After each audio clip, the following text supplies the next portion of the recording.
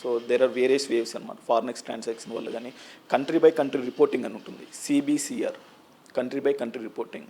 So ఎవరి country, ఇప్పుడు suppose India ఉంది, వేరే ఫారెన్ నేషనల్స్ వచ్చి ఇక్కడ వర్క్ చేస్తున్నారు ఇండియాలో, కంట్రీ బై కంట్రీ రిపోర్టింగ్లో ఫారెన్ నేషనల్స్కి ఇక్కడ పే చేసే ఇన్కమ్స్ అన్ని రిపోర్ట్ చేస్తాం మనం. సపోజ్ ఒక యూఎస్ పర్సన్ వచ్చి ఇండియాలో వర్క్ చేస్తున్నాడు, యూరోపియన్ పర్సన్ వచ్చి ఇండియాలో వర్క్ చేస్తున్నాడు, వాళ్ళకి ఇండియాలో కొంత ఇన్కమ్ ఎర్న్ చేశారు వాళ్ళకి, అది ఇన్కమ్ ట్యాక్స్ డిపార్ట్మెంట్ రిఫ్లెక్ట్ అవుతుంది, ఎందుకంటే మనం పే చేస్తున్నాం కదా ఇన్కమ్ ట్యాక్స్ డిపార్ట్మెంట్ అనేది company by company report, company by CBCR forms file చేస్తుంది. ఇన్కమ్ ట్యాక్స్ డిపార్ట్మెంట్ షేర్ అవుతుంది. అండ్ ఎవరైతే కంపెనీస్, మల్టీనేషనల్ కంపెనీస్ వాళ్ళకి శాలరీస్ పే చేస్తున్నారో వాళ్ళు సిబిసిఆర్ ఫైలింగ్స్ చేస్తారు.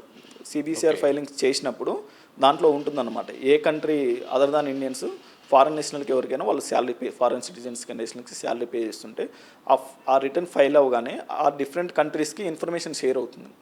అలానే మన ఇండియన్స్ వేరే కంట్రీలో వర్క్ చేస్తున్నప్పుడు మన ఇండియన్స్కి పే చేసిన శాలరీస్ వాళ్ళు ఇండియన్ కంట్రీకి రిపోర్ట్ చేస్తారు.